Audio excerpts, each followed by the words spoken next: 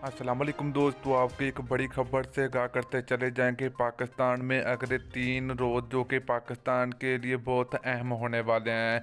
तो दोस्तों, जैसे आपको पता कि इस वक्त गर्मी काफ़ी ज़्यादा ज़ोर पकड़ चुकी है, तो बारिशें काफ़ी कम हुई हैं। तो इसलिए महकमा मौसमियात ने खतरे की घंटी बजा दी पाकिस्तान के लिए। तो आज की इस वीडियो के अंदर आपको मुकम्मल तफसील आप लोगों को मिलेगी। तो दोस्तों, अगर आप लोग चैनल पर पहली मरतबा दोबारा बेबानी चैनल को सब्सक्राइब करें और बेल आइकन जरूर अनेबल करें, ताकि आप लोगों को मजीद इस तरह की वीडियो सबसे पहले मिलती रहेगी। तो चलिए दोस्तों, आपको एक अहम तरीन खबर से कहा करते चले जाएं कि महकमा मौसमियात ने पाकिस्तानियों के लिए खतरे की घंटी बजा दी। तो पाकिस्तानियों के लिए अगले 3 दिन बहुत अहम होने वाले हैं।